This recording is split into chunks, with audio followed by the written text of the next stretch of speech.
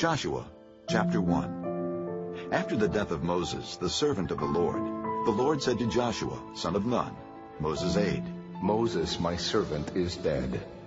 Now then, you and all these people get ready to cross the Jordan River into the land I am about to give to them, to the Israelites. I will give you every place where you set your foot, as I promised Moses. Your territory will extend from the desert to Lebanon, and from the great river the Euphrates, all the Hittite country, to the great sea on the west. No one will be able to stand up against you all the days of your life. As I was with Moses, so I will be with you. I will never leave you nor forsake you. Be strong and courageous, because you will lead these people to inherit the land I swore to their forefathers to give them. Be strong and very courageous. Be careful to obey all the law my servant Moses gave you. Do not turn from it to the right or to the left, that you may be successful wherever you go. Do not let this book of the law depart from your mouth. Meditate on it day and night, so that you may be careful to do everything written in it. Then you will be prosperous and successful. Have I not commanded you? Be strong and courageous. Do not be terrified. Do not be discouraged, for the Lord your God will be with you wherever you go. So Joshua ordered the officers of the people, Go through the camp and tell the people, get your supplies ready. 3 days from now you will cross the Jordan here to go in and take possession of the land the Lord your God is giving you for your own. But to the Reubenites, the Gadites, and the half-tribe of Manasseh, Joshua said, Remember the command that Moses, the servant of the Lord, gave you. The Lord your God is giving you rest and has granted you this land. Your wives, your children, and your livestock may stay in the land that Moses gave you east of the Jordan. But all your fighting men, fully armed, must cross over ahead of your brothers. You are to help your brothers until the Lord gives them rest, as he has done for you, and until they too have taken possession of the land that the Lord your God is giving them. After that, you may go back and occupy your own land, which Moses, the servant of the Lord, gave you east of the Jordan toward the sunrise. Then they answered Joshua, Whatever you have commanded us we will do, and wherever you send us we will go. Just as we fully obeyed Moses, so we will obey you. Only may the Lord your God be with you as he was with Moses. Whoever rebels against your word and does not obey your words, whatever you may command them, will be put to death. Only be strong and courageous. Chapter 2. Then Joshua son of Nun secretly sent 2 spies from Shittim. Go, look over the land, He said. especially Jericho. So they went and entered the house of a prostitute named Rahab and stayed there. The king of Jericho was told, Look, some of the Israelites have come here tonight to spy out the land. So the king of Jericho sent this message to Rahab.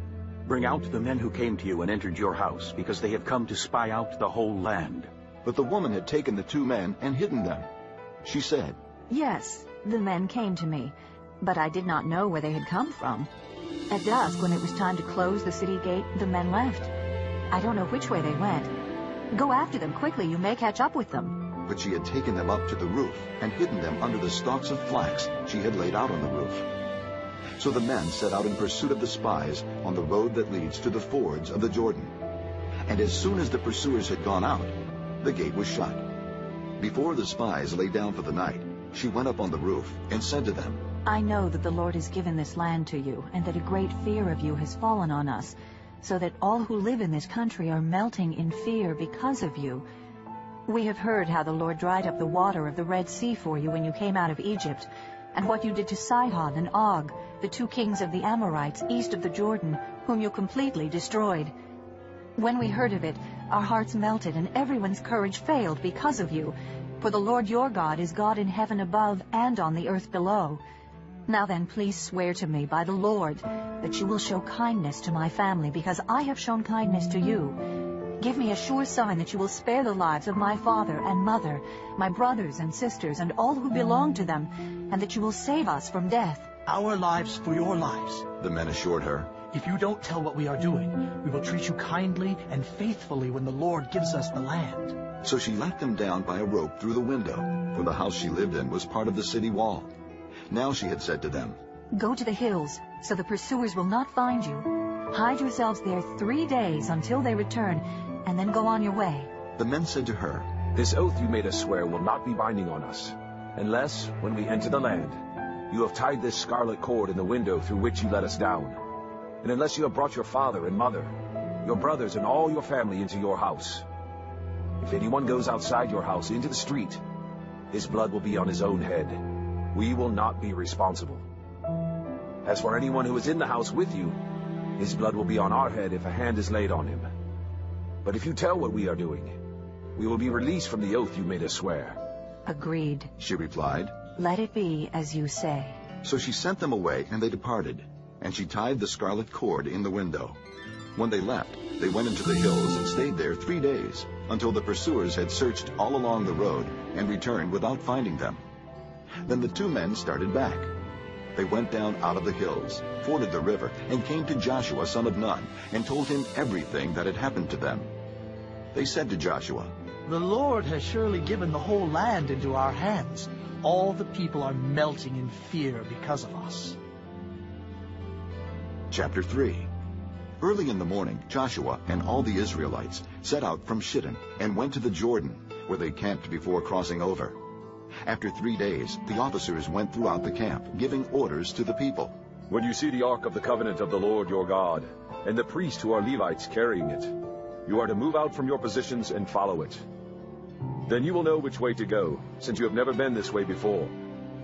But keep a distance of about 1,000 yards between you and the ark. Do not go near it. Joshua told the people, Consecrate yourselves, for tomorrow the Lord will do amazing things among you. Joshua said to the priests, Take up the Ark of the Covenant, and pass on ahead of the people. So they took it up and went ahead of them. And the Lord said to Joshua, Today I will begin to exalt you in the eyes of all Israel, so they may know that I am with you, as I was with Moses. Tell the priests who carry the Ark of the Covenant, when you reach the edge of the Jordan's waters, go and stand in the river. Joshua said to the Israelites, Come here and listen to the words of the Lord your God. This is how you will know that the living God is among you, and that he will certainly drive out before you the Canaanites, Hittites, Hivites, Perizzites, Girgashites, Amorites, and Jebusites. See, the ark of the covenant of the Lord of all the earth will go into the Jordan ahead of you. Now then, choose 12 men from the tribes of Israel, 1 from each tribe. And as soon as the priests who carry the ark of the Lord of all the earth, set foot in the Jordan, its waters flowing downstream will be cut off and stand up in a heap. So when the people broke camp to cross the Jordan, the priests carrying the Ark of the Covenant went ahead of them. Now the Jordan is at flood stage all during harvest. Yet as soon as the priests who carried the ark reached the Jordan and their feet touched the water's edge, the water from upstream stopped flowing. It piled up in a heap a great distance away, at a town called Adam, in the vicinity of Zarethan, while the water flowing down to the sea of the Arabah, the Salt Sea, was completely cut off. So the people crossed over opposite Jericho. The priests who carried the Ark of the Covenant of the Lord stood firm on dry ground in the middle of the Jordan, while all Israel passed by until the whole nation had completed the crossing on dry ground. Chapter 4. When the whole nation had finished crossing the Jordan, the Lord said to Joshua, Choose 12 men from among the people, 1 from each tribe, and tell them to take up 12 stones from the middle of the Jordan, from right where the priests stood, and to carry them over with you, and put them down at the place where you stay tonight. So Joshua called together the 12 men he had appointed from the Israelites, 1 from each tribe, and said to them, Go over before the ark of the Lord your God into the middle of the Jordan. Each of you is to take up a stone on his shoulder, according to the number of the tribes of the Israelites, to serve as a sign among you. In the future, when your children ask you, What do these stones mean? Tell them that the flow of the Jordan was cut off before the ark of the covenant of the Lord. When it crossed the Jordan, the waters of the Jordan were cut off. These stones are to be a memorial to the people of Israel forever. So the Israelites did as Joshua commanded them. They took 12 stones from the middle of the Jordan, according to the number of the tribes of the Israelites, as the Lord had told Joshua. And they carried them over with them to their camp, where they put them down. Joshua set up the 12 stones that had been in the middle of the Jordan at the spot where the priests who carried the Ark of the Covenant had stood. And they are there to this day. Now the priests who carried the ark remained standing in the middle of the Jordan until everything the Lord had commanded Joshua was done by the people, just as Moses had directed Joshua. The people hurried over, and as soon as all of them had crossed, the ark of the Lord and the priests came to the other side while the people watched. The men of Reuben, Gad, and the half-tribe of Manasseh crossed over, armed, in front of the Israelites, as Moses had directed them. About 40,000 armed for battle crossed over before the Lord to the plains of Jericho for war. That day the Lord exalted Joshua in the sight of all Israel, and they revered him all the days of his life, just as they had revered Moses. Then the Lord said to Joshua, "Command the priests carrying the ark of the testimony to come up out of the Jordan." So Joshua commanded the priests. Come up out of the Jordan. And the priests came up out of the river, carrying the Ark of the Covenant of the Lord. No sooner had they set their feet on the dry ground than the waters of the Jordan returned to their place and ran at flood stage as before. On the 10th day of the first month, the people went up from the Jordan and camped at Gilgal on the eastern border of Jericho. And Joshua set up at Gilgal the 12 stones they had taken out of the Jordan.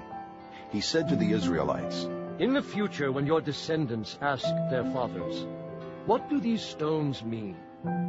tell them, Israel crossed the Jordan on dry ground. For the Lord your God dried up the Jordan before you until you had crossed over. The Lord your God did to the Jordan just what he had done to the Red Sea when he dried it up before us until we had crossed over. He did this so that all the peoples of the earth might know that the hand of the Lord is powerful, and so that you might always fear the Lord your God. Chapter 5. Now when all the Amorite kings west of the Jordan and all the Canaanite kings along the coast heard how the Lord had dried up the Jordan before the Israelites until we had crossed over, their hearts melted, and they no longer had the courage to face the Israelites. At that time the Lord said to Joshua, "Make flint knives and circumcise the Israelites again." So Joshua made flint knives and circumcised the Israelites at Gibeath-Haaraloth. Now this is why he did so.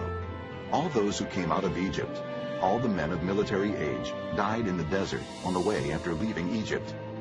All the people that came out had been circumcised, but all the people born in the desert during the journey from Egypt had not.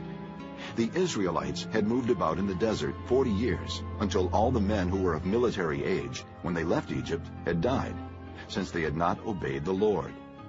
For the Lord had sworn to them that they would not see the land that he had solemnly promised their fathers to give us, a land flowing with milk and honey. So he raised up their sons in their place, and these were the ones Joshua circumcised. They were still uncircumcised because they had not been circumcised on the way. And after the whole nation had been circumcised, they remained where they were in camp until they were healed. Then the Lord said to Joshua, "Today I have rolled away the reproach of Egypt from you." So the place has been called Gilgal to this day. On the evening of the 14th day of the month, while camped at Gilgal on the plains of Jericho, the Israelites celebrated the Passover. The day after the Passover, that very day, they ate some of the produce of the land, unleavened bread, and roasted grain. The manna stopped the day after they ate this food from the land. There was no longer any manna for the Israelites, but that year they ate of the produce of Canaan. Now, when Joshua was near Jericho, he looked up and saw a man standing in front of him with a drawn sword in his hand. Joshua went up to him and asked, Are you for us or for our enemies? Neither, he replied. but as commander of the army of the Lord I have now come. Then Joshua fell face down to the ground in reverence and asked him, What message does my Lord have for his servant? The commander of the Lord's army replied, Take off your sandals, for the place where you are standing is holy. And Joshua did so. Chapter 6.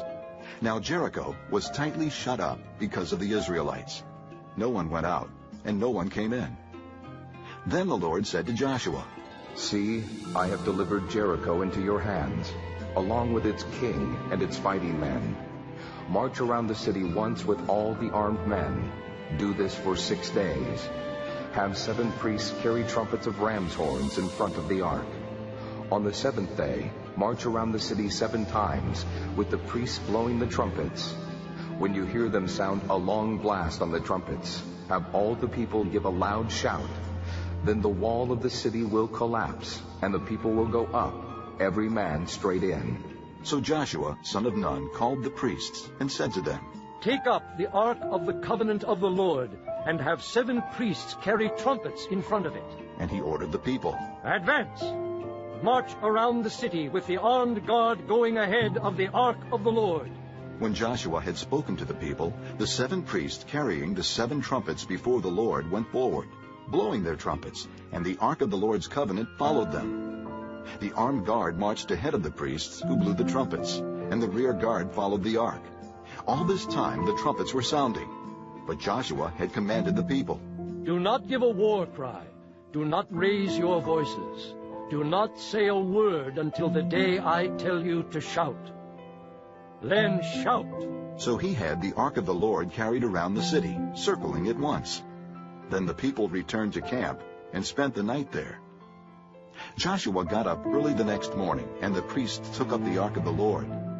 The 7 priests, carrying the 7 trumpets, went forward, marching before the ark of the Lord and blowing the trumpets. The armed men went ahead of them, and the rear guard followed the ark of the Lord, while the trumpets kept sounding. So on the 2nd day, they marched around the city once and returned to the camp. They did this for 6 days. On the 7th day, they got up at daybreak and marched around the city 7 times in the same manner, except that on that day they circled the city 7 times. The 7th time around, when the priest sounded the trumpet blast, Joshua commanded the people, Shout, for the Lord has given you the city. The city and all that is in it are to be devoted to the Lord. Only Rahab the prostitute and all who are with her in her house shall be spared, because she hid the spies we sent. But keep away from the devoted things, so that you will not bring about your own destruction by taking any of them. Otherwise you will make the camp of Israel liable to destruction and bring trouble on it. All the silver and gold and the articles of bronze and iron are sacred to the Lord and must go into his treasury. When the trumpet sounded, the people shouted, and at the sound of the trumpet, when the people gave a loud shout, the wall collapsed. So every man charged straight in, and they took the city. They devoted the city to the Lord, and destroyed with the sword every living thing in it, men and women, young and old, cattle, sheep, and donkeys. Joshua said to the 2 men who had spied out the land, Go into the prostitute's house and bring her out, and all who belong to her, in accordance with your oath to her. So the young men who had done the spying went in and brought out Rahab, her father and mother and brothers, and all who belonged to her. They brought out her entire family, and put them in a place outside the camp of Israel. Then they burned the whole city and everything in it, but they put the silver and gold and the articles of bronze and iron into the treasury of the Lord's house. But Joshua spared Rahab the prostitute with her family and all who belonged to her, because she hid the men Joshua had sent as spies to Jericho, and she lives among the Israelites to this day.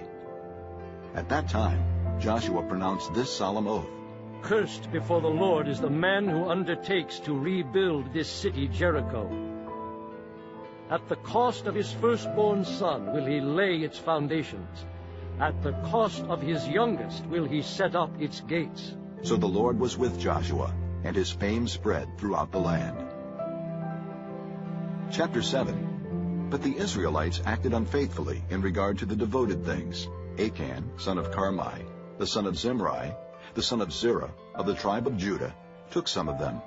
So the Lord's anger burned against Israel. Now Joshua sent men from Jericho to Ai, which is near Beth-aven, to the east of Bethel, and told them, Go up and spy out the region. So the men went up and spied out Ai. When they returned to Joshua, they said, Not all the people will have to go up against Ai. Send 2,000 or 3,000 men to take it, and do not weary all the people, for only a few men are there. So about 3,000 men went up, but they were routed by the men of Ai, who killed about 36 of them. They chased the Israelites from the city gate as far as the stone quarries, and struck them down on the slopes. At this the hearts of the people melted and became like water. Then Joshua tore his clothes and fell face down to the ground before the ark of the Lord, remaining there till evening. The elders of Israel did the same, and sprinkled dust on their heads. And Joshua said, Ah, sovereign Lord, why did you ever bring this people across the Jordan to deliver us into the hands of the Amorites to destroy us? If only we had been content to stay on the other side of the Jordan. Oh Lord, what can I say, now that Israel has been routed by its enemies? The Canaanites and the other people of the country will hear about this, and they will surround us and wipe out our name from the earth. What then will you do for your own great name? The Lord said to Joshua, Stand up. What are you doing down on your face? Israel has sinned. They have violated my covenant, which I commanded them to keep. They have taken some of the devoted things. They have stolen. They have lied. They have put them with their own possessions. That is why the Israelites cannot stand against their enemies. They turned their backs and run, because they have been made liable to destruction. I will not be with you any more, unless you destroy whatever among you is devoted to destruction. Go, consecrate the people. Tell them, consecrate yourselves in preparation for tomorrow, for this is what the Lord, the God of Israel, says. That which is devoted is among you, O Israel. You cannot stand against your enemies until you remove it. In the morning, present yourselves tribe by tribe. The tribe that the Lord takes shall come forward clan by clan. The clan that the Lord takes shall come forward family by family.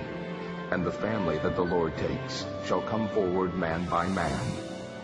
He who is caught with the devoted thing shall be destroyed by fire, along with all that belongs to him. He has violated the covenant of the Lord and has done a disgraceful thing in Israel. Early the next morning, Joshua had Israel come forward by tribes, and Judah was taken. The clans of Judah came forward, and he took the Zerahites. He had the clan of the Zerahites come forward by families, and Zimri was taken. Joshua had his family come forward, man by man, and Achan, son of Carmi, the son of Zimri, the son of Zerah, of the tribe of Judah, was taken. Then Joshua said to Achan, My son, give glory to the Lord, the God of Israel, and give him the praise. Tell me what you have done. Do not hide it from me. Achan replied, It is true. I have sinned against the Lord, the God of Israel. This is what I have done. When I saw in the plunder a beautiful robe from Babylonia, 200 shekels of silver and a wedge of gold weighing 50 shekels, I coveted them and took them. They are hidden in the ground inside my tent with the silver underneath. So Joshua sent messengers, and they ran to the tent, and there it was, hidden in his tent, with the silver underneath. They took the things from the tent, brought them to Joshua and all the Israelites, and spread them out before the Lord. Then Joshua, together with all Israel, took Achan, son of Zerah, the silver, the robe, the gold wedge, his sons and daughters, his cattle, donkeys and sheep, his tent, and all that he had, to the valley of Achor. Joshua said, Why have you brought this trouble on us? The Lord will bring trouble on you today. Then all Israel stoned him, and after they had stoned the rest, they burned them. Over Achan they heaped up a large pile of rocks, which remains to this day. Then the Lord turned from his fierce anger. Therefore that place has been called the Valley of Achor ever since. Chapter 8. Then the Lord said to Joshua, Do not be afraid. Do not be discouraged. Take the whole army with you, and go up and attack Ai. For I have delivered into your hands the king of Ai, his people, his city, and his land. You shall do to Ai and its king as you did to Jericho and its king, except that you may carry off their plunder and livestock for yourselves. Set an ambush behind the city. So Joshua and the whole army moved out to attack Ai. He chose 30,000 of his best fighting men and sent them out at night with these orders. Listen carefully. You are to set an ambush behind the city. Don't go very far from it. All of you be on the alert. I and all those with me will advance on the city. And when the men come out against us, as they did before, we will flee from them. They will pursue us until we have lured them away from the city, for they will say, "They are running away from us as they did before." So when we flee from them, you are to rise up from ambush and take the city. The Lord your God will give it into your hand. When you have taken the city, set it on fire. Do what the Lord has commanded. See to it. You have my orders. Then Joshua sent them off, and they went to the place of ambush and lay in wait between Bethel and Ai, to the west of Ai. But Joshua spent that night with the people. Early the next morning, Joshua mustered his men, and he and the leaders of Israel marched before them to Ai. The entire force that was with him marched up and approached the city and arrived in front of it. They set up camp north of Ai, with the valley between them and the city. Joshua had taken about 5,000 men and sent them in ambush between Bethel and Ai, to the west of the city. They had the soldiers take up their positions, all those in the camp to the north of the city, and the ambush to the west of it. That night, Joshua went into the valley. When the king of Ai saw this, he and all the men of the city hurried out early in the morning to meet Israel in battle at a certain place overlooking the Arabah. But he did not know that an ambush had been set against him behind the city. Joshua and all Israel let themselves be driven back before them, and they fled toward the desert. All the men of Ai were called to pursue them, and they pursued Joshua and were lured away from the city. Not a man remained in Ai or Bethel who did not go after Israel. They left the city open and went in pursuit of Israel. Then the Lord said to Joshua, "Hold out toward Ai the javelin that is in your hand, for into your hand I will deliver the city." So Joshua held out his javelin toward Ai. As soon as he did this, the men in the ambush rose quickly from their position and rushed forward. They entered the city and captured it, and quickly set it on fire. The men of Ai looked back and saw the smoke of the city rising against the sky, but they had no chance to escape in any direction, for the Israelites, who had been fleeing toward the desert, had turned back against their pursuers. For when Joshua and all Israel saw that the ambush had taken the city, and that smoke was going up from the city, they turned around and attacked the men of Ai. The men of the ambush also came out of the city against them, so that they were caught in the middle, with Israelites on both sides. Israel cut them down, leaving them neither survivors nor fugitives. But they took the king of Ai alive and brought him to Joshua. When Israel had finished killing all the men of Ai in the fields and in the desert where they had chased them, and when every one of them had been put to the sword, all the Israelites returned to Ai and killed those who were in it. 12,000 men and women fell that day, all the people of Ai. For Joshua did not draw back the hand that held out his javelin until he had destroyed all who lived in Ai. But Israel did carry off for themselves the livestock and plunder of this city, as the Lord had instructed Joshua. So Joshua burned Ai and made it a permanent heap of ruins, a desolate place to this day. He hung the king of Ai on a tree and left him there until evening. At sunset, Joshua ordered them to take his body from the tree and throw it down at the entrance of the city gate. And they raised a large pile of rocks over it, which remains to this day. Then Joshua built on Mount Ebal an altar to the Lord, the God of Israel, as Moses the servant of the Lord had commanded the Israelites. He built it according to what is written in the book of the law of Moses, an altar of uncut stones, on which no iron tool had been used. On it they offered to the Lord burnt offerings and sacrificed fellowship offerings. There, in the presence of the Israelites, Joshua copied on stones the law of Moses, which he had written. All Israel, aliens and citizens alike, with their elders, officials, and judges, were standing on both sides of the Ark of the Covenant of the Lord, facing those who carried it, the priests, who were Levites. Half of the people stood in front of Mount Gerizim, and half of them in front of Mount Ebal, as Moses, the servant of the Lord, had formerly commanded when he gave instructions to bless the people of Israel. Afterward, Joshua read all the words of the law, the blessings and the curses, just as it is written in the book of the law. There was not a word of all that Moses had commanded that Joshua did not read to the whole assembly of Israel, including the women and children, and the aliens who lived among them. Chapter 9.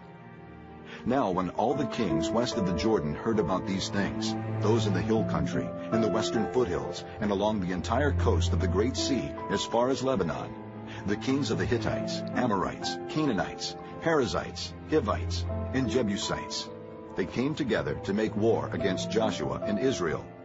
However, when the people of Gibeon heard what Joshua had done to Jericho and Ai, they resorted to a ruse. They went as a delegation whose donkeys were loaded with worn-out sacks and old wineskins, cracked and mended. The men put worn and patched sandals on their feet and wore old clothes. All the bread of their food supply was dry and moldy. Then they went to Joshua in the camp at Gilgal and said to him and the men of Israel, "We have come from a distant country. Make a treaty with us." The men of Israel said to the Hivites, "But perhaps you live near us. How then can we make a treaty with you?" "We are your servants," they said to Joshua. But Joshua asked, "Who are you and where do you come from?" They answered, "Your servants have come from a very distant country because of the fame of the Lord your God. For we have heard reports of him, all that he did in Egypt, and all that he did to the 2 kings of the Amorites east of the Jordan, Sihon, king of Heshbon, and Og, king of Bashan, who reigned in Ashtaroth. And our elders and all those living in our country said to us, 'Take provisions for your journey. Go and meet them and say to them, "We are your servants. Make a treaty with us." This bread of ours was warm when we packed it at home on the day we left to come to you. But now see how dry and moldy it is. And these wineskins that we filled were new, but see how cracked they are. And our clothes and sandals are worn out by the very long journey.'" The men of Israel sampled their provisions, but did not inquire of the Lord. Then Joshua made a treaty of peace with them to let them live, and the leaders of the assembly ratified it by oath. 3 days after they made the treaty with the Gibeonites, the Israelites heard that they were neighbors living near them. So the Israelites set out, and on the 3rd day came to their cities, Gibeon, Kephirah, Beeroth, and Kiriath Jearim. But the Israelites did not attack them, because the leaders of the assembly had sworn an oath to them by the Lord, the God of Israel. The whole assembly grumbled against the leaders, but all the leaders answered, "We have given them our oath by the Lord, the God of Israel, and we cannot touch them now. This is what we will do to them. We will let them live, so that wrath will not fall on us for breaking the oath we swore to them." They continued, "Let them live, but let them be woodcutters and water carriers for the entire community." So the leader's promise to them was kept. Then Joshua summoned the Gibeonites and said, "Why did you deceive us by saying, 'We live a long way from you,' while actually you live near us? You are now under a curse. You will never cease to serve as woodcutters and water carriers for the house of my God." They answered Joshua, "Your servants were clearly told how the Lord your God had commanded his servant Moses to give you the whole land, and to wipe out all its inhabitants from before you. So we fear for our lives because of you, and that is why we did this. We are now in your hands. Do to us whatever seems good and right to you." So Joshua saved them from the Israelites, and they did not kill them. That day he made the Gibeonites woodcutters and water carriers for the community, and for the altar of the Lord at the place the Lord would choose. And that is what they are to this day. Chapter 10. Now Adoni-Zedek, king of Jerusalem, heard that Joshua had taken Ai and totally destroyed it, doing to Ai and its king as he had done to Jericho and its king, and that the people of Gibeon had made a treaty of peace with Israel and were living near them. He and his people were very much alarmed at this, because Gibeon was an important city, like one of the royal cities. It was larger than Ai, and all its men were good fighters. So Adoni-Zedek, king of Jerusalem, appealed to Hoham, king of Hebron, Piram, king of Jarmuth, Japhiah, king of Lachish, and Deber, king of Eglon, Come up and help me attack Gibeon, he said, because it has made peace with Joshua and the Israelites. Then the 5 kings of the Amorites, the kings of Jerusalem, Hebron, Jarmuth, Lachish, and Eglon, joined forces. They moved up with all their troops and took up positions against Gibeon and attacked it. The Gibeonites then sent word to Joshua in the camp at Gilgal. Do not abandon your servants. Come up to us quickly and save us. Help us, because all the Amorite kings from the hill country have joined forces against us. So Joshua marched up from Gilgal with his entire army, including all the best fighting men. The Lord said to Joshua, Do not be afraid of them. I have given them into your hand. Not one of them will be able to withstand you. After an all-night march from Gilgal, Joshua took them by surprise. The Lord threw them into confusion before Israel, who defeated them in a great victory at Gibeon. Israel pursued them along the road going up to Beth-horon, and cut them down all the way to Azekah and Makkedah. As they fled before Israel on the road down from Beth-horon to Azekah, the Lord hurled large hailstones down on them from the sky, and more of them died from the hailstones than were killed by the swords of the Israelites. On the day the Lord gave the Amorites over to Israel, Joshua said to the Lord in the presence of Israel, O sun, stand still over Gibeon. O moon, over the valley of Ajalon. So the sun stood still, and the moon stopped, till the nation avenged itself on its enemies, as it is written in the book of Jasher. The sun stopped in the middle of the sky and delayed going down about a full day. There has never been a day like it before or since, a day when the Lord listened to a man. Surely the Lord was fighting for Israel. Then Joshua returned with all Israel to the camp at Gilgal. Now the 5 kings had fled and hidden in the cave at Makkedah. When Joshua was told that the 5 kings had been found hiding in the cave at Makkedah, he said, Roll large rocks up to the mouth of the cave, and post some men there to guard it. But don't stop. Pursue your enemies. Attack them from the rear, and don't let them reach their cities. For the Lord your God has given them into your hand. So Joshua and the Israelites destroyed them completely, almost to a man. But the few who were left reached their fortified cities. The whole army then returned safely to Joshua in the camp at Makkedah, and no one uttered a word against the Israelites. Joshua said, Open the mouth of the cave and bring those 5 kings out to me. So they brought the 5 kings out of the cave, the kings of Jerusalem, Hebron, Jarmuth, Lachish, and Eglon. When they had brought these kings to Joshua, he summoned all the men of Israel and said to the army commanders who had come with him, Come here, and put your feet on the necks of these kings. So they came forward and placed their feet on their necks. Joshua said to them, Do not be afraid. Do not be discouraged. Be strong and courageous. This is what the Lord will do to all the enemies you are going to fight. Then Joshua struck and killed the kings and hung them on 5 trees, and they were left hanging on the trees until evening. At sunset, Joshua gave the order, and they took them down from the trees and threw them into the cave where they had been hiding. At the mouth of the cave, they placed large rocks, which are there to this day. That day, Joshua took Makkedah. He put the city and its king to the sword and totally destroyed everyone in it. He left no survivors, and he did to the king of Makkedah as he had done to the king of Jericho. Then Joshua and all Israel with him moved on from Makkedah to Libnah and attacked it.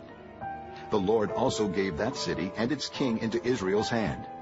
The city and everyone in it Joshua put to the sword.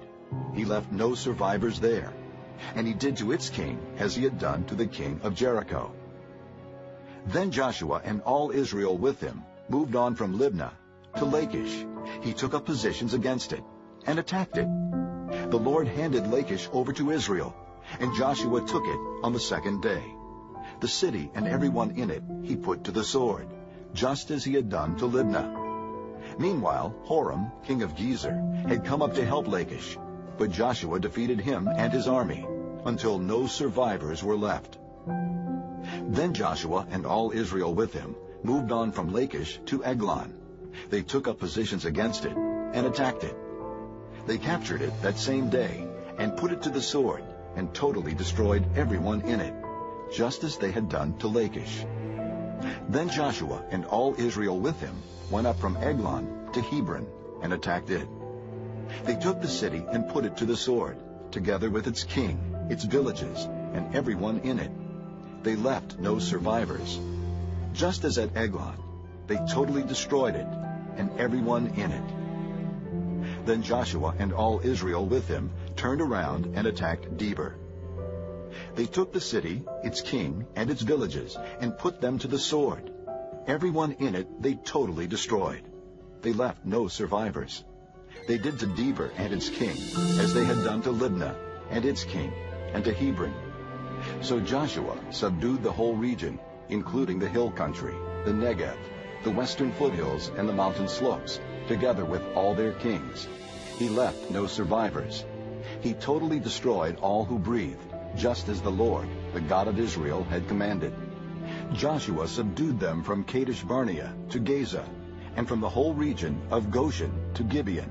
All these kings and their lands Joshua conquered in one campaign, because the Lord, the God of Israel, fought for Israel. Then Joshua returned with all Israel to the camp at Gilgal. Chapter 11. When Jabin, king of Hazor, heard of this, he sent word to Jobab, king of Madon, to the kings of Shimron and Akshaph, and to the northern kings who were in the mountains, in the Arabah south of Kinnereth, in the western foothills, and in Naphoth Dor on the west, to the Canaanites in the east and west, to the Amorites, Hittites, Perizzites, and Jebusites in the hill country, and to the Hivites below Hermon, in the region of Mizpah. They came out with all their troops and a large number of horses and chariots, a huge army, as numerous as the sand on the seashore. All these kings joined forces and made camp together at the waters of Merom to fight against Israel. The Lord said to Joshua, "Do not be afraid of them, because by this time tomorrow I will hand all of them over to Israel, slain. You are to hamstring their horses and burn their chariots." So Joshua and his whole army came against them suddenly at the waters of Merom and attacked them, and the Lord gave them into the hand of Israel. They defeated them and pursued them all the way to Greater Sidon, to Misrephoth-Maim, and to the valley of Mizpah on the east, until no survivors were left. Joshua did to them as the Lord had directed. He hamstrung their horses and burned their chariots.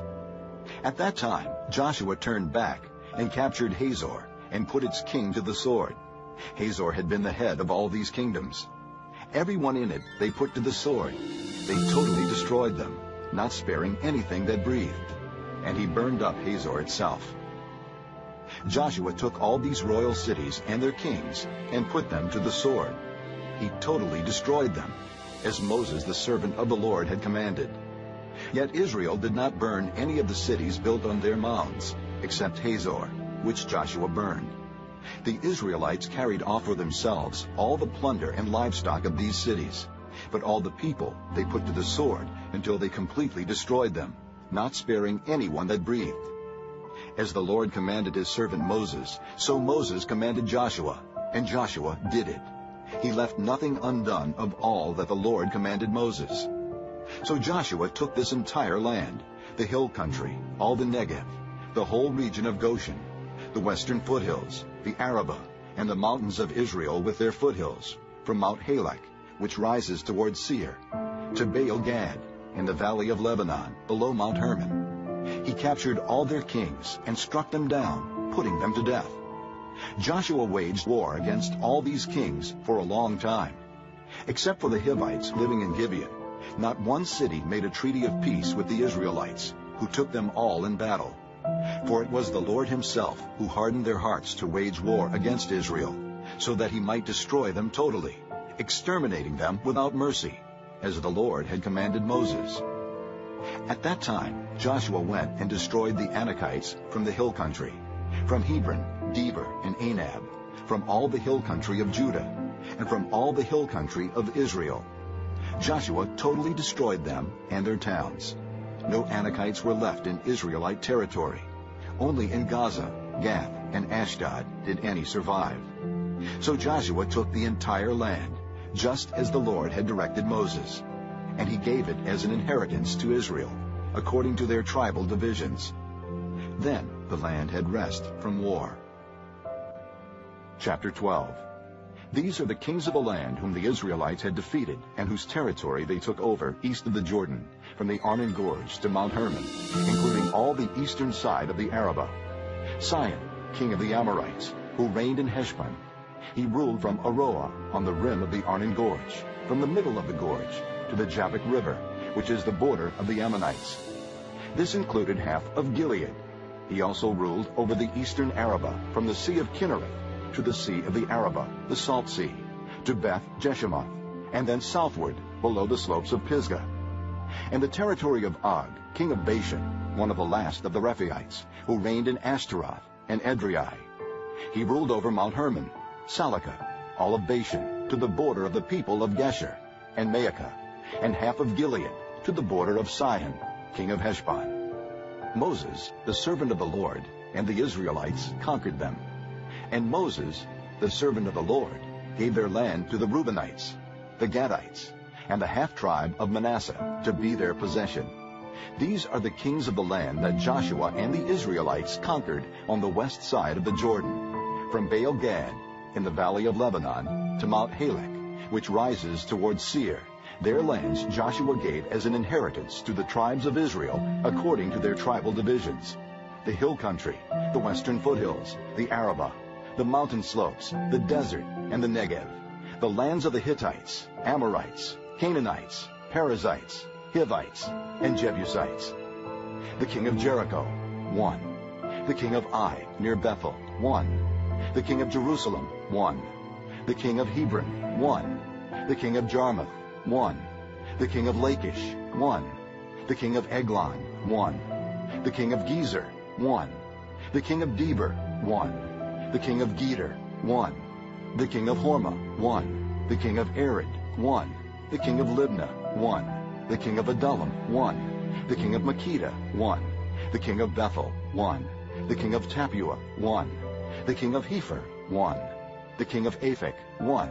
The king of Lasharon, 1. The king of Maden, 1. The king of Hazor, 1. The king of Shimron-Meron, 1. The king of Akshaph, 1. The king of Taanach, 1. The king of Megiddo, 1. The king of Kedesh, 1. The king of Jokneam in Carmel, 1. The king of Dor in Naphoth Dor, 1. The king of Goyim in Gilgal, 1. The king of Tirzah, 1. 31 kings in all. Chapter 13. When Joshua was old and well advanced in years, the Lord said to him, "You are very old, and there are still very large areas of land to be taken over.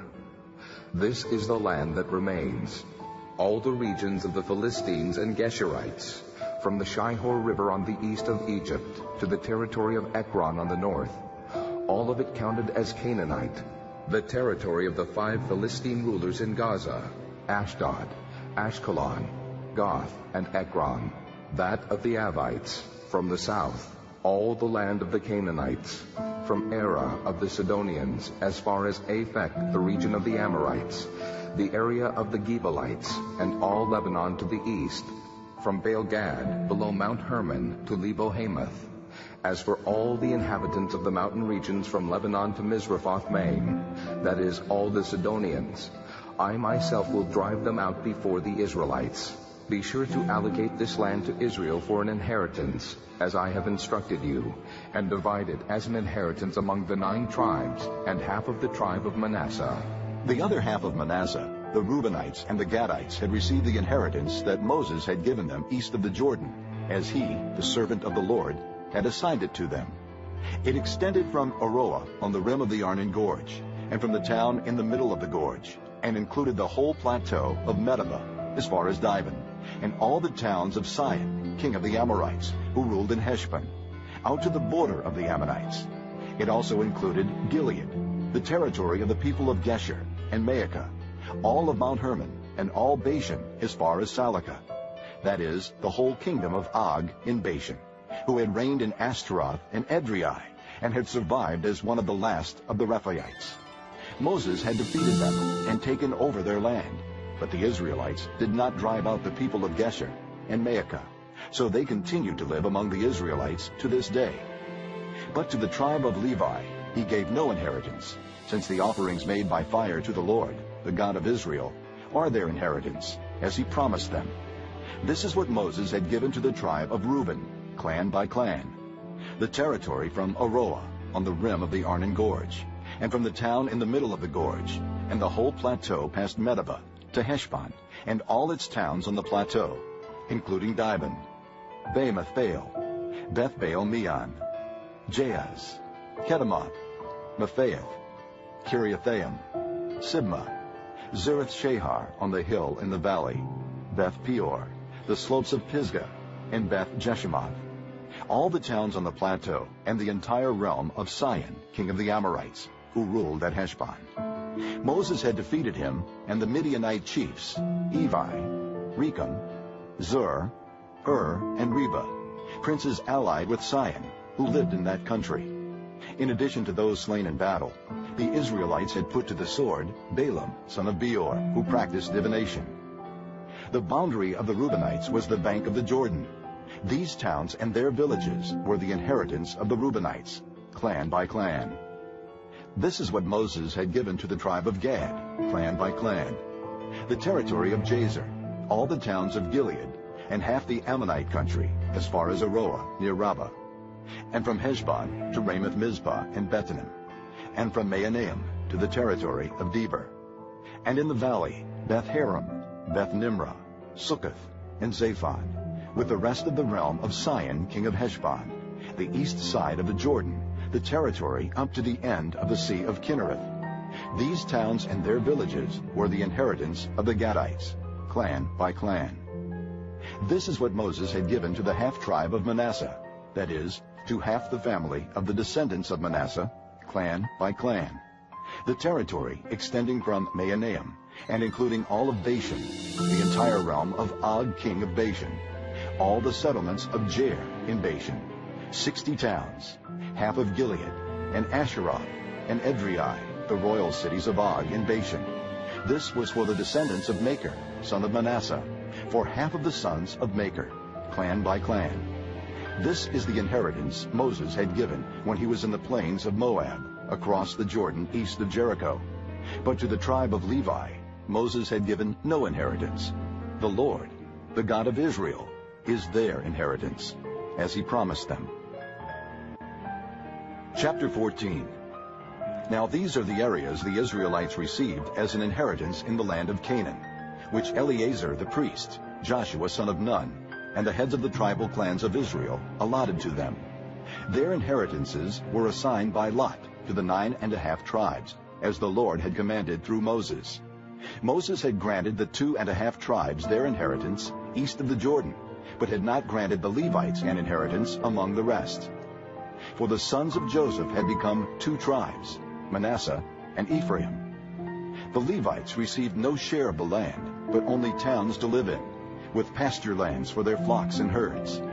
So the Israelites divided the land, just as the Lord had commanded Moses. Now the men of Judah approached Joshua at Gilgal, and Caleb, son of Jephunneh the Kenizzite, said to him, "You know what the Lord said to Moses, the man of God, at Kadesh Barnea about you and me. I was 40 years old when Moses, the servant of the Lord, sent me from Kadesh Barnea to explore the land. And I brought him back a report according to my convictions. But my brothers who went up with me made the hearts of the people melt with fear. I, however, followed the Lord my God wholeheartedly. So on that day Moses swore to me, 'The land on which your feet have walked will be your inheritance, and that of your children forever, because you have followed the Lord my God wholeheartedly.' Now then, just as the Lord promised, he has kept me alive for 45 years since the time he said this to Moses, while Israel moved about in the desert. So here I am today, 85 years old. I am still as strong today as the day Moses sent me out. I'm just as vigorous to go out to battle now as I was then. Now give me this hill country that the Lord promised me that day. You yourself heard then that the Anakites were there, and their cities were large and fortified. But the Lord helping me, I will drive them out, just as he said." Then Joshua blessed Caleb, son of Jephunneh, and gave him Hebron as his inheritance. So Hebron has belonged to Caleb, son of Jephunneh the Kenizzite, ever since, because he followed the Lord, the God of Israel, wholeheartedly. Hebron used to be called Kiriath Arba, after Arba, who was the greatest man among the Anakites. Then the land had rest from war.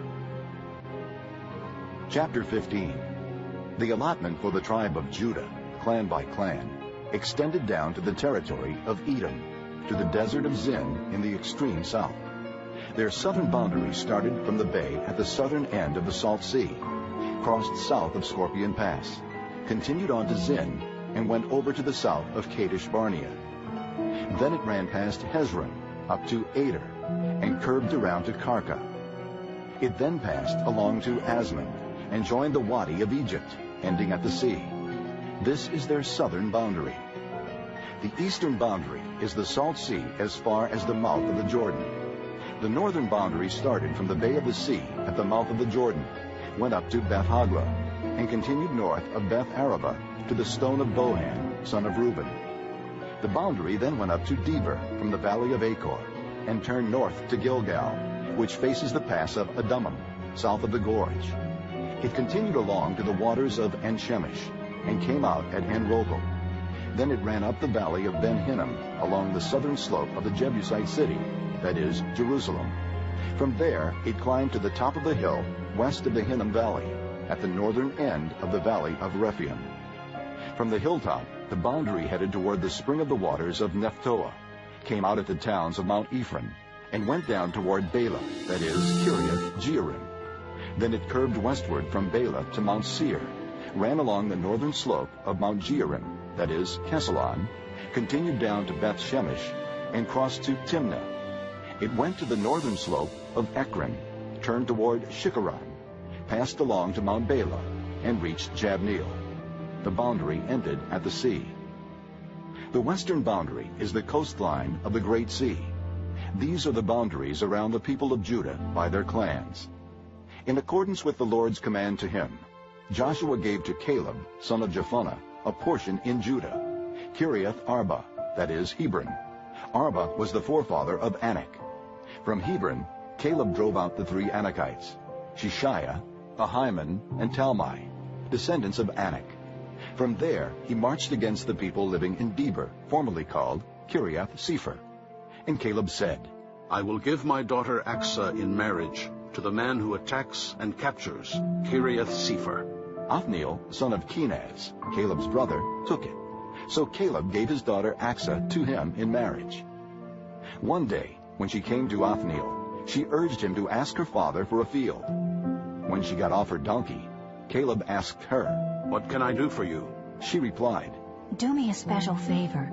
Since you have given me land in the Negev, give me also springs of water. So Caleb gave her the upper and lower springs. This is the inheritance of the tribe of Judah, clan by clan.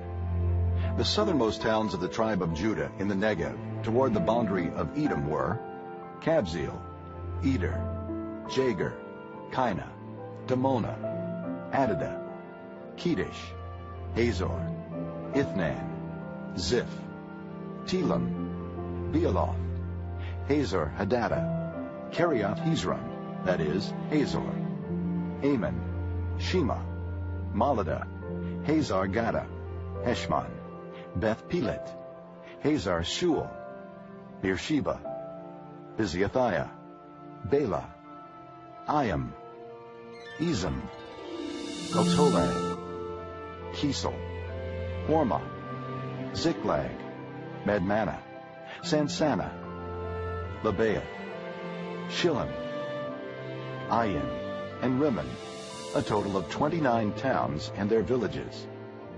In the western foothills, Eshtaol, Zorah, Ashna, Zanoah, En-Ganim, Tapua, Enam, Jarmuth, Adullam, Soko, Azekah, Shearaim, Adathaim, and Gedera, or Gederathaim, 14 towns and their villages.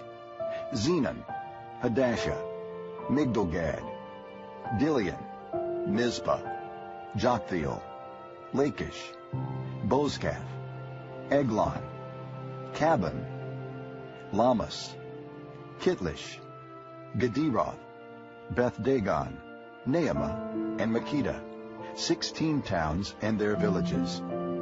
Libnah, Ether, Ashan, Ifta, Ashna, Nezib, Keilah, Axib, and Marisha, 9 towns and their villages. Ekron, with its surrounding settlements and villages. West of Ekron, all that were in the vicinity of Ashdod, together with their villages. Ashdod, its surrounding settlements and villages. And Gaza, its settlements and villages, as far as the Wadi of Egypt and the coastline of the Great Sea. In the hill country, Shamer, Jattir, Soko, Dana, Kiriath Sana, that is, Deber, Anab, Eshtemoa, Anim, Goshen, Holon, and Gilo, 11 towns and their villages. Arab, Duma, Eshan, Janim, Beth Tappuah, Aphekah, Humta, Kiriath Arba, that is Hebron, and Zior, 9 towns and their villages. Maon, Carmel, Ziph, Juttah, Jezreel, Jokdeam, Zanoah, Cain, Gibeah, and Timnah, 10 towns and their villages. Halho, Beth Zor, Gedor, Meerith, Beth Anath, and Eltekon, 6 towns and their villages. Kiriath Baal, that is Kiriath Jearim, and Rabbah, 2 towns and their villages. In the desert, Beth Arabah, Middin, Sekekah, Nibshan, the city of Salt, and En Gedi, 6 towns and their villages. Judah could not dislodge the Jebusites who were living in Jerusalem. To this day, the Jebusites lived there with the people of Judah. Chapter 16. The allotment for Joseph began at the Jordan of Jericho, east of the waters of Jericho, and went up from there through the desert into the hill country of Bethel. It went on from Bethel, that is, Luz, crossed over to the territory of the Archites in Ataroth, descended westward to the territory of the Japhletites as far as the region of Lower Beth Horon, and on to Gezer, ending at the sea. So Manasseh and Ephraim, the descendants of Joseph, received their inheritance. This was the territory of Ephraim, clan by clan. The boundary of their inheritance went from Ataroth Adar in the east to Upper Beth Horon and continued to the sea. From Mikmethath on the north, it curved eastward to Taanath Shiloh, passing by it to Genoa on the east. Then it went down from Genoa to Ataroth and Naarah, touched Jericho, and came out at the Jordan. From Tappuah the border went west to the Cana ravine and ended at the sea. This was the inheritance of the tribe of the Ephraimites, clan by clan. It also included all the towns and their villages that were set aside for the Ephraimites within the inheritance of the Manassites. They did not dislodge the Canaanites living in Gezer. To this day, the Canaanites live among the people of Ephraim, but are required to do forced labor. Chapter 17. This was the allotment for the tribe of Manasseh as Joseph's firstborn, that is, for Machir, Manasseh's firstborn. Machir was the ancestor of the Gileadites, who had received Gilead and Bashan, because the Machirites were great soldiers. So this allotment was for the rest of the people of Manasseh, the clans of Abiezer, Helek, Asriel, Shechem, Hepher, and Shemida. These are the other male descendants of Manasseh, son of Joseph, by their clans. Now Zelophehad, son of Hepher, the son of Gilead, the son of Machir, the son of Manasseh, had no sons but only daughters, whose names were Mela, Noah, Hoglah, Milcah, and Tirzah. They went to Eleazar the priest, Joshua son of Nun, and the leaders, and said, "The Lord commanded Moses to give us an inheritance among our brothers." So Joshua gave them an inheritance along with the brothers of their father, according to the Lord's command. Manasseh's share consisted of 10 tracts of land besides Gilead and Bashan east of the Jordan, because the daughters of the tribe of Manasseh received an inheritance among the sons. The land of Gilead belonged to the rest of the descendants of Manasseh. The territory of Manasseh extended from Asher to Mikmethath, east of Shechem. The boundary ran southward from there to include the people living at En Tappuah. Manasseh had the land of Tappuah, but Tappuah itself, on the boundary of Manasseh, belonged to the Ephraimites. Then the boundary continued south to the Cana ravine. There were towns belonging to Ephraim lying among the towns of Manasseh. But the boundary of Manasseh was the northern side of the ravine and ended at the sea. On the south, the land belonged to Ephraim, on the north to Manasseh. The territory of Manasseh reached the sea and bordered Asher on the north and Issachar on the east. Within Issachar and Asher, Manasseh also had Bethshan, Ibleam, and the people of Dor, Endor, Taanach, and Megiddo, together with their surrounding settlements. The third in the list is Naphoth. Yet the Manassites were not able to occupy these towns, for the Canaanites were determined to live in that region. However, when the Israelites grew stronger, they subjected the Canaanites to forced labor, but did not drive them out completely. The people of Joseph said to Joshua, "Why have you given us only one allotment and one portion for an inheritance? We are a numerous people, and the Lord has blessed us abundantly." "If you are so numerous," Joshua answered, "and if the hill country of Ephraim is too small for you, go up into the forest and clear land for yourselves, there in the land of the Perizzites and the Rephaites." The people of Joseph replied, "The hill country is not enough for us, and all the Canaanites who live in the plain have iron chariots, both those in Beth-shan and its settlements, and those in the valley of Jezreel." But Joshua said to the house of Joseph, to Ephraim and Manasseh, "You are numerous and very powerful. You will have not only one allotment, but the forested hill country as well. Clear it, and its farthest limits will be yours. Though the Canaanites have iron chariots, and though they are strong, you can drive them out." Chapter 18. The whole assembly of the Israelites gathered at Shiloh and set up the tent of meeting there. The country was brought under their control, but there were still 7 Israelite tribes who had not yet received their inheritance. So Joshua said to the Israelites, "How long will you wait before you begin to take possession of the land that the Lord, the God of your fathers, has given you? Appoint 3 men from each tribe. I will send them out to make a survey of the land and to write a description of it, according to the inheritance of each. Then they will return to me. You are to divide the land into 7 parts. Judah is to remain in its territory on the south, and the house of Joseph in its territory on the north. After you have written descriptions of the 7 parts of the land, bring them here to me, and I will cast lots for you in the presence of the Lord our God. The Levites, however, do not get a portion among you, because the priestly service of the Lord is their inheritance. And Gad, Reuben, and the half-tribe of Manasseh have already received their inheritance on the east side of the Jordan. Moses, the servant of the Lord, gave it to them." As the men started on their way to map out the land, Joshua instructed them, "Go and make a survey of the land and write a description of it. Then return to me, and I will cast lots for you here at Shiloh in the presence of the Lord." So the men left and went through the land. They wrote its description on a scroll, town by town, in 7 parts, and returned to Joshua in the camp at Shiloh. Joshua then cast lots for them in Shiloh in the presence of the Lord, and there he distributed the land to the Israelites according to their tribal divisions. The lot came up for the tribe of Benjamin, clan by clan. Their allotted territory lay between the tribes of Judah and Joseph.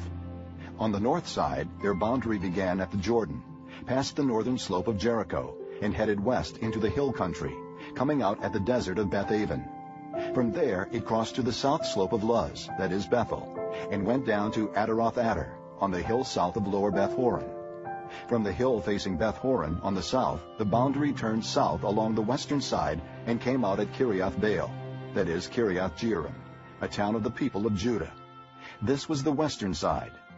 The southern side began at the outskirts of Kiriath-jearim on the west, and the boundary came out at the spring of the waters of Nephtoah. The boundary went down to the foot of the hill facing the valley of Ben-Hinnom, north of the valley of Rephaim. It continued down the Hinnom Valley along the southern slope of the Jebusite city, and so to En-Rogel. It then curved north, went to En-Shemesh, continued to Goliloth, which faces the pass of Edomim, and ran down to the stone of Bohan, son of Reuben. It continued to the northern slope of Beth-Arabah, and on down into the Arabah. It then went to the northern slope of Beth-Hoglah, and came out at the northern bay of the Salt Sea. at the mouth of the Jordan in the south. This was the southern boundary. The Jordan formed the boundary on the eastern side. These were the boundaries that marked out the inheritance of the clans of Benjamin on all sides.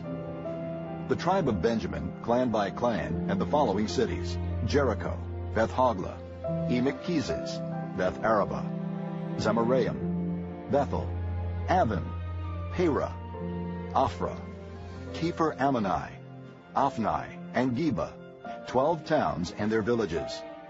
Gibeon, Ramah, Beeroth, Mizpah, Kephirah, Moza, Recham, Erpeel, Terlah, Zelah, Aeleth, the Jebusite city, that is Jerusalem, Gibeah, and Kiriath, 14 towns and their villages.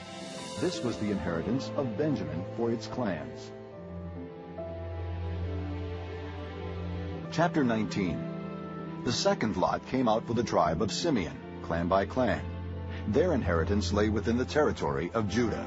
It included Beersheba, or Sheba, Moladah, Hazer-Shul, Bela, Ezem, Eltolad, Bethel, Hormah, Ziklag, Beth Markaboth, Hazer-Susa, Beth Lebaoth, and Sharuim, 13 towns and their villages.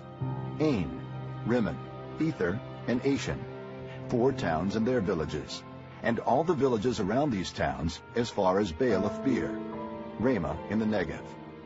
This was the inheritance of the tribe of the Simeonites, clan by clan. The inheritance of the Simeonites was taken from the share of Judah, because Judah's portion was more than they needed. So the Simeonites received their inheritance within the territory of Judah. The third lot came up for Zebulun, clan by clan. The boundary of their inheritance went as far as Sarid. Going west, it ran to Maralah, touched Dabbesheth, and extended to the ravine near Jokneam. It turned east from Sarid toward the sunrise to the territory of Kisloth-Tabor, and went on to Daberoth, and up to Japhiah. Then it continued eastward to Gath-Hepher and Eth-Kazin. It came out at Rimmon and turned toward Neah. There the boundary went around on the north to Hanathon, and ended at the valley of Ifta-El. Included were Cadath, Nahalal, Shimron, Idalah, and Bethlehem. There were 12 towns and their villages. These towns and their villages were the inheritance of Zebulun, clan by clan. The fourth lot came out for Issachar, clan by clan. Their territory included Jezreel, Kesuloth, Shunem, Hapharaim, Cheyenne, Anaharam, Rabbath, Kishion, Ebez, Remoth, and Ganim, and Hada, and Beth-Pazez. The boundary touched Tabor, Shehazumah, and Beth-Shemesh, and ended at the Jordan. There were 16 towns and their villages. These towns and their villages were the inheritance of the tribe of Issachar, clan by clan. The fifth lot came out for the tribe of Asher, clan by clan. Their territory included Helkath, Halai, Beaton, Akshaph, Alamelech, Amad, and Mishal. On the west, the boundary touched Carmel and Shihor-Libnath. It then turned east toward Beth-Dagon, touched Zebulun and the valley of Ifta-El, and went north to Beth-Emek and Ne'il, passing Cable on the left. It went to Abdon, Rehob, Hammon, and Cana, as far as Greater Sidon. The boundary then turned back toward Ramah, and went to the fortified city of Tyre, turned toward Hosa, and came out at the sea in the region of Aksib, Alma, Aphek, and Rehob. There were 22 towns and their villages. These towns and their villages were the inheritance of the tribe of Asher, clan by clan. The sixth lot came out for Naphtali, clan by clan. Their boundary went from Heleph and the large tree in Zaanannim, passing Adami-Nekeb and Jabneel to Lacham, and ending at the Jordan. The boundary ran west through Aznoth-Tabor, and came out at Hukkok. It touched Zebulun on the south, Asher on the west, and the Jordan on the east. The fortified cities were Ziddim, Zur, Hamath, Rakkath, Kinnereth, Adamah, Ramah, Hazer, Kedesh, Edrei, and Hazer, Iron, Migdol-El, Horam, Beth-Anath, and Beth-Shemesh. There were 19 towns and their villages. These towns and their villages were the inheritance of the tribe of Naphtali, clan by clan. The seventh lot came out for the tribe of Dan, clan by clan. The territory of their inheritance included Zorah, Eshtaol, Bershemesh, Shealabin, Ajalon, Ithla, Elon, Timnah, Ekron, Eltekeh, Gibbethon, Baalath, Jehud, Beni-Beerath, Gath-Rimmon, Me-Jarkin, and Rakkam, with the area facing Joppa. But the Danites had difficulty taking possession of their territory, so they went up and attacked Leshem, took it, put it to the sword, and occupied it. They settled in Leshem and named it Dan, after their forefather. These towns and their villages were the inheritance of the tribe of Dan, clan by clan. When they had finished dividing the land into its allotted portions, the Israelites gave Joshua, son of Nun, an inheritance among them, as the Lord had commanded. They gave him the town he asked for, Timnath-Serah, in the hill country of Ephraim. And he built up the town and settled there. These are the territories that Eleazar the priest, Joshua son of Nun, and the heads of the tribal clans of Israel assigned by lot at Shiloh, in the presence of the Lord, at the entrance to the tent of meeting. And so they finished dividing the land. Chapter 20. Then the Lord said to Joshua, Tell the Israelites to designate the cities of refuge, as I instructed you through Moses, so that anyone who kills a person accidentally and unintentionally may flee there and find protection from the avenger of blood. When he flees to one of these cities, he is to stand in the entrance of the city gate and state his case before the elders of that city. Then they are to admit him into their city and give him a place to live with them. If the avenger of blood pursues him, they must not surrender the one accused, because he killed his neighbor unintentionally and without malice aforethought.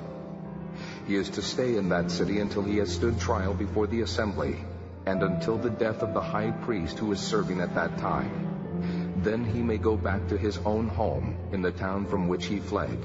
So they set apart Kedesh in Galilee, in the hill country of Naphtali, Shechem in the hill country of Ephraim, and Kiriath Arba, that is Hebron, in the hill country of Judah. On the east side of the Jordan of Jericho, they designated Bezer in the desert on the plateau in the tribe of Reuben, Ramoth in Gilead in the tribe of Gad, and Golan in Bashan in the tribe of Manasseh. Any of the Israelites or any alien living among them who killed someone accidentally could flee to these designated cities and not be killed by the avenger of blood prior to standing trial before the assembly. Chapter 21. Now the family heads of the Levites approached Eleazar the priest, Joshua son of Nun, and the heads of the other tribal families of Israel at Shiloh in Canaan, and said to them, The Lord commanded through Moses that you give us towns to live in, with pasture lands for our livestock. So as the Lord had commanded, the Israelites gave the Levites the following towns and pasture lands out of their own inheritance. The first lot came out for the Kohathites, clan by clan. The Levites, who were descendants of Aaron the priest, were allotted 13 towns from the tribes of Judah, Simeon, and Benjamin. The rest of Kohath's descendants were allotted 10 towns from the clans of the tribes of Ephraim, Dan, and half of Manasseh. The descendants of Gershon were allotted 13 towns from the clans of the tribes of Issachar, Asher, Naphtali, and the half-tribe of Manasseh in Bashan. The descendants of Merari, clan by clan, received 12 towns from the tribes of Reuben, Gad, and Zebulun. So the Israelites allotted to the Levites these towns and their pasture lands, as the Lord had commanded through Moses. From the tribes of Judah and Simeon, they allotted the following towns by name. These towns were assigned to the descendants of Aaron, who were from the Kohathite clans of the Levites, because the first lot fell to them. They gave them Kiriath Arba, that is Hebron, with its surrounding pasture land in the hill country of Judah. Arba was the forefather of Anak. But the fields and villages around the city they had given to Caleb son of Jephunneh as his possession.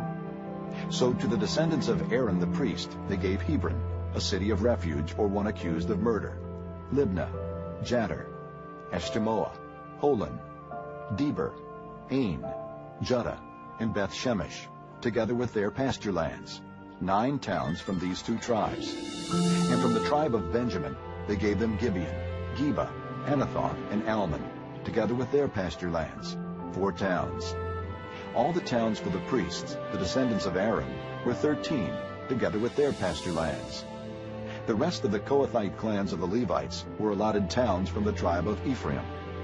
In the hill country of Ephraim, they were given Shechem, a city of refuge for one accused of murder, and Gezer, Kibzaim, and Beth-horon, together with their pasture lands, 4 towns.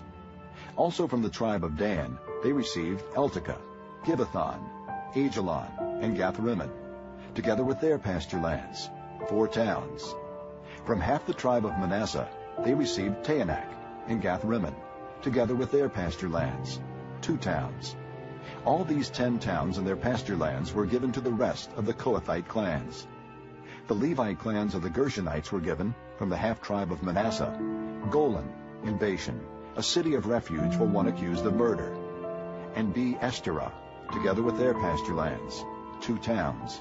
From the tribe of Issachar, Kishion, Daberath, Jarmuth, and Engannim, together with their pasture lands, 4 towns. From the tribe of Asher, Mishal, Abdon, Helkath, and Rehob, together with their pasture lands, 4 towns. From the tribe of Naphtali, Kedesh in Galilee, a city of refuge for one accused of murder, Amath-dor and Kartan, together with their pasture lands, 3 towns. All the towns of the Gershonite clans were 13, together with their pasture lands. The Merarite clans, the rest of the Levites, were given from the tribe of Zebulun, Jokneam, Karta, Dimnah, and Nahalal, together with their pasture lands, 4 towns. From the tribe of Reuben, Bezer, Jahaz, Kedemoth, and Mephaeth, together with their pasture lands, 4 towns. From the tribe of Gad, Ramoth and Gilead, a city of refuge for one accused of murder, Mahanaim, Heshbon, and Jazer, together with their pasture lands, 4 towns in all. All the towns allotted to the Merarite clans, who were the rest of the Levites, were 12. The towns of the Levites in the territory held by the Israelites were 48 in all, together with their pasture lands. Each of these towns had pasture lands surrounding it. This was true for all these towns. So the Lord gave Israel all the land he had sworn to give their forefathers, and they took possession of it and settled there. The Lord gave them rest on every side, just as he had sworn to their forefathers. Not one of their enemies withstood them. The Lord handed all their enemies over to them. Not one of all the Lord's good promises to the house of Israel failed. Every one was fulfilled.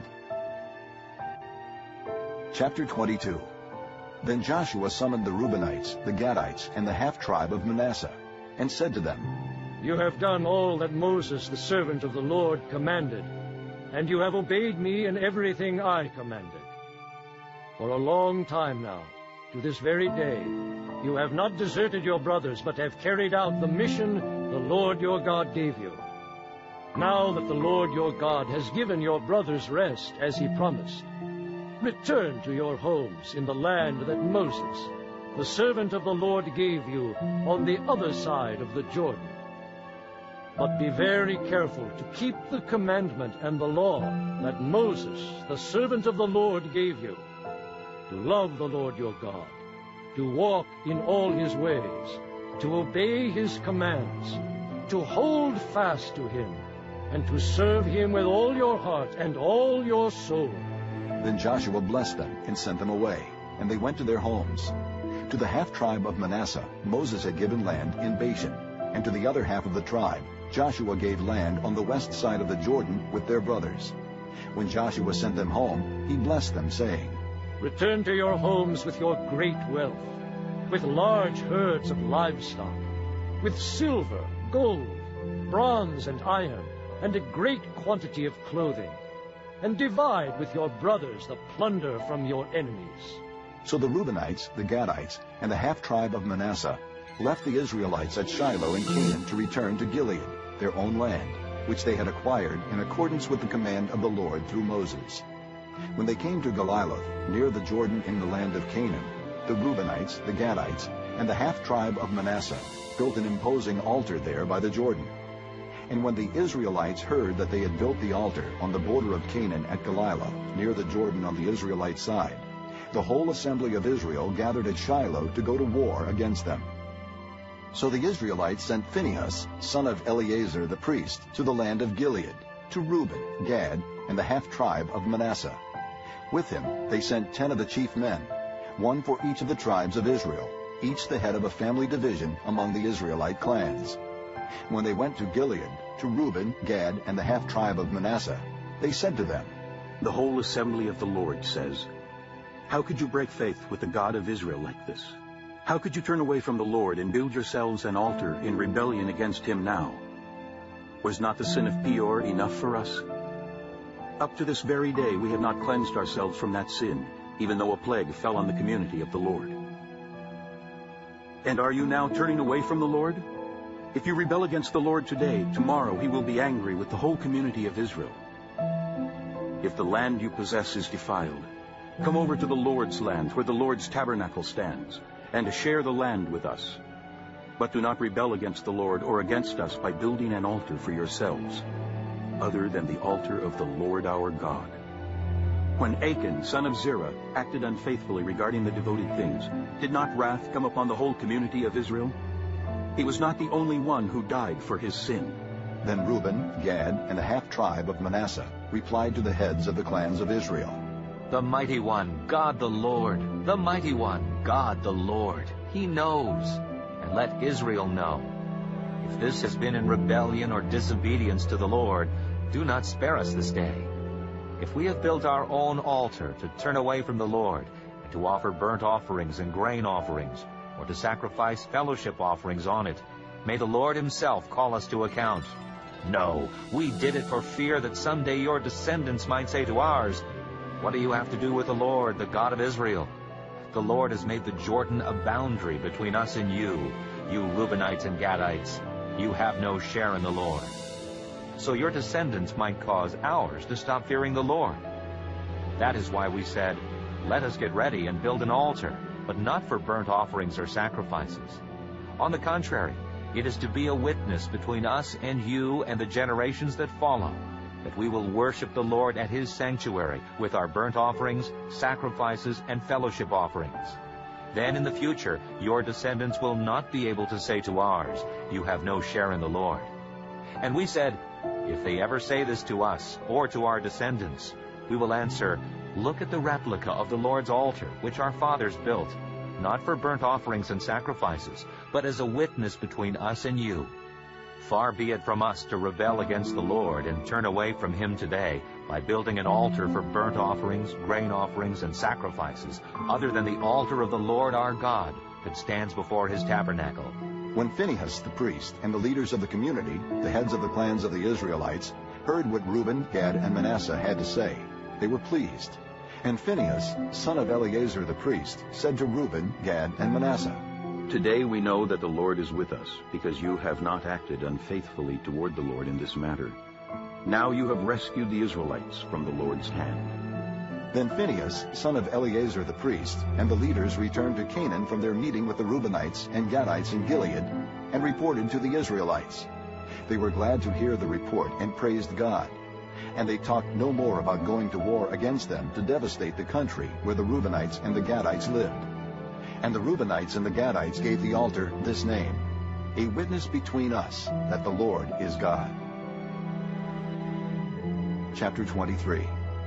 After a long time had passed, and the Lord had given Israel rest from all their enemies around them, Joshua, by then old and well advanced in years, summoned all Israel, their elders, leaders, judges, and officials, and said to them, "I am old and well advanced in years. You yourselves have seen everything the Lord your God has done to all these nations for your sake. It was the Lord your God who fought for you. Remember how I have allotted as an inheritance for your tribes all the land of the nations that remain, the nations I conquered, between the Jordan and the great sea in the west. The Lord your God himself will drive them out of your way. He will push them out before you, and you will take possession of their land, as the Lord your God promised you. Be very strong. Be careful to obey all that is written in the book of the law of Moses, without turning aside to the right or to the left. Do not associate with these nations that remain among you. Do not invoke the names of their gods or swear by them. You must not serve them or bow down to them. But you are to hold fast to the Lord your God, as you have until now. The Lord has driven out before you great and powerful nations. To this day no one has been able to withstand you. One of you routs 1,000, because the Lord your God fights for you, just as he promised. So be very careful to love the Lord your God. But if you turn away and ally yourselves with the survivors of these nations that remain among you, and if you intermarry with them and associate with them, then you may be sure that the Lord your God will no longer drive out these nations before you. Instead, they will become snares and traps for you, whips on your backs and thorns in your eyes, until you perish from this good land, which the Lord your God has given you. Now I am about to go the way of all the earth. You know with all your heart and soul that not one of all the good promises the Lord your God gave you has failed. Every promise has been fulfilled, not one has failed. But just as every good promise of the Lord your God has come true, so the Lord will bring on you all the evil he has threatened, until he has destroyed you from this good land he has given you. If you violate the covenant of the Lord your God, which he commanded you, and go and serve other gods and bow down to them, the Lord's anger will burn against you, and you will quickly perish from the good land he has given you. Chapter 24. Then Joshua assembled all the tribes of Israel at Shechem. He summoned the elders, leaders, judges, and officials of Israel, and they presented themselves before God. Joshua said to all the people, This is what the Lord, the God of Israel, says. Long ago your forefathers, including Terah, the father of Abraham and Nahor, lived beyond the river and worshipped other gods. But I took your father Abraham from the land beyond the river, and led him throughout Canaan, and gave him many descendants. I gave him Isaac, and to Isaac I gave Jacob and Esau. I assigned the hill country of Seir to Esau, but Jacob and his sons went down to Egypt. Then I sent Moses and Aaron, and I afflicted the Egyptians by what I did there, and I brought you out. When I brought your fathers out of Egypt, you came to the sea, and the Egyptians pursued them with chariots and horsemen as far as the Red Sea. But they cried to the Lord for help, and he put darkness between you and the Egyptians. He brought the sea over them and covered them. You saw with your own eyes what I did to the Egyptians. Then you lived in the desert for a long time. I brought you to the land of the Amorites who lived east of the Jordan. They fought against you, but I gave them into your hands. I destroyed them from before you, and you took possession of their land. When Balak, son of Zippor, the king of Moab, prepared to fight against Israel, he sent for Balaam, son of Beor, to put a curse on you. But I would not listen to Balaam, so he blessed you again and again, and I delivered you out of his hand. Then you crossed the Jordan and came to Jericho. The citizens of Jericho fought against you, as did also the Amorites, Perizzites, Canaanites, Hittites, Girgashites, Hivites, and Jebusites. But I gave them into your hands. I sent the hornet ahead of you, which drove them out before you. Also the 2 Amorite kings. You did not do it with your own sword and bow. So I gave you a land on which you did not toil, and cities you did not build. And you live in them and eat from vineyards and olive groves that you did not plant. Now fear the Lord and serve him with all faithfulness. Throw away the gods your forefathers worshipped beyond the river and in Egypt, and serve the Lord. But if serving the Lord seems undesirable to you, then choose for yourselves this day whom you will serve, whether the gods your forefathers served beyond the river, or the gods of the Amorites in whose land you are living. But as for me and my household, we will serve the Lord. Then the people answered, Far be it from us to forsake the Lord to serve other gods. It was the Lord our God himself who brought us and our fathers up out of Egypt, from that land of slavery, and performed those great signs before our eyes. He protected us on our entire journey, and among all the nations through which we traveled. And the Lord drove out before us all the nations, including the Amorites who lived in the land. We too will serve the Lord, because he is our God. Joshua said to the people, You are not able to serve the Lord. He is a holy God. He is a jealous God. He will not forgive your rebellion and your sins. If you forsake the Lord and serve foreign gods, he will turn and bring disaster on you and make an end of you after he has been good to you. But the people said to Joshua, No, we will serve the Lord. Then Joshua said, You are witnesses against yourselves that you have chosen to serve the Lord. Yes, we are witnesses. They replied.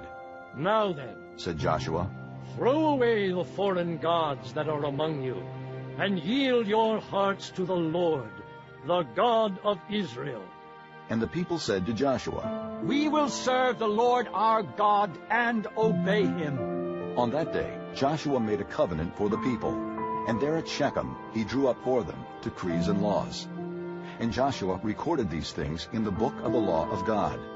Then he took a large stone and set it up there under the oak near the holy place of the Lord. See, he said to all the people, this stone will be a witness against us. It has heard all the words the Lord has said to us. It will be a witness against you if you are untrue to your God. Then Joshua sent the people away, each to his own inheritance. After these things, Joshua son of Nun, the servant of the Lord, died at the age of 110. And they buried him in the land of his inheritance, at Timnath-Serah, in the hill country of Ephraim, north of Mount Gaash. Israel served the Lord throughout the lifetime of Joshua, and of the elders who outlived him, and who had experienced everything the Lord had done for Israel. And Joseph's bones, which the Israelites had brought up from Egypt, were buried at Shechem in the tract of land that Jacob bought for 100 pieces of silver from the sons of Hamor, the father of Shechem. This became the inheritance of Joseph's descendants. And Eleazar son of Aaron died and was buried at Gibeah, which had been allotted to his son Phinehas in the hill country of Ephraim.